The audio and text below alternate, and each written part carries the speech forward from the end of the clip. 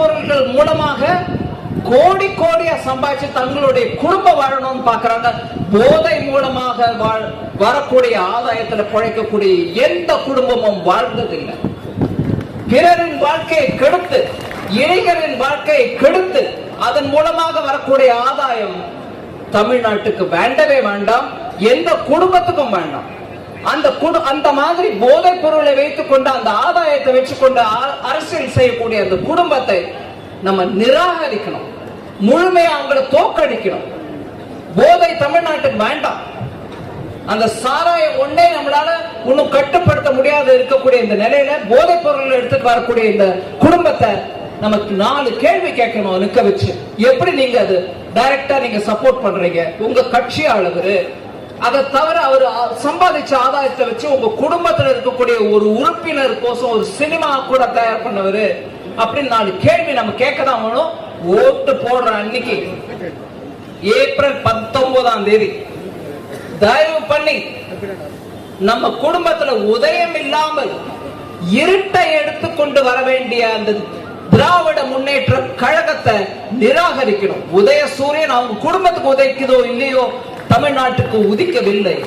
உதயம் தமிழ் நாட்டிற்கு இல்லை, அவங்க குடும்பத்துக்கு தான் அப்படிங்கிறது தான் நம்ம புரிய வச்சுக்கணும். மக்கள் அனைவருக்கும் அதே தான் நான் வேண்டி கேட்கிறேன். இந்த 10 ஆண்டுகள்ல ஏழை எளியோர்கள் ஒவ்வொருத்தரையும் ஞாபகம் வச்சுக்கிட்டு அவங்களுக்கு பலவிதமான திட்டங்கள் மூலமா வேலை வாய்ப்பு கொடுக்கறதுக்கும் சரி, அவங்களுக்கு குடும்பத்துல 4 பணம் கையில இருக்கணும்ன்ற அந்த நிலைமைக்கு பலவித திட்டங்கள் மூலமா எடுத்துட்டு வரக்கூடிய பிரதமர் மோடி திரும்பி வர வேண்டியதுக்கு ஒவ்வொரு தொகுதியிலிருந்தும் அந்த தொகுதியை பத்தி பார்லிமெண்ட்ல வந்து கேள்வி கேட்டு அந்த தொகுதி விஷயங்களை எடுத்து சொல்லக்கூடிய ஒரு எம்பி, பாராளுமன்ற உறுப்பினர் நம்ம அனைவருக்கும் தேவை. ஓசூருக்கு, கிருஷ்ணகிரிக்கு நம்ம வெற்றி வேட்பாளர் நரசிம்மன் அவர்களுக்கு உங்களுடைய ஆதரவை தர வேண்டும் என்று மிக பணிவன்புடன் கேட்டுக்கொள்கிறேன்.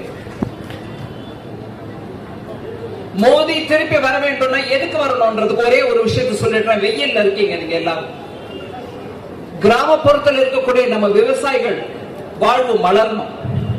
அதுக்கு விவசாயிகளுக்குரிய எல்லா விதமான சப்போர்ட்டும் வருஷத்துக்கு 6000 ரூபாய் ஒவ்வொரு குடும்பத்துக்கும் ஒரு விதமான நடுவரோ இல்ல யாரோ நம்ம கிட்ட கமிஷன் எடுத்துக்கூடிய ஆளோ இல்லாம டைரக்டா உங்க அக்கௌண்ட்டுக்கு பணம் போகுது. இன்னும் விவசாயிகளுக்கு எத்தனையோ பண்ணிட்டு தான் இருக்கும்.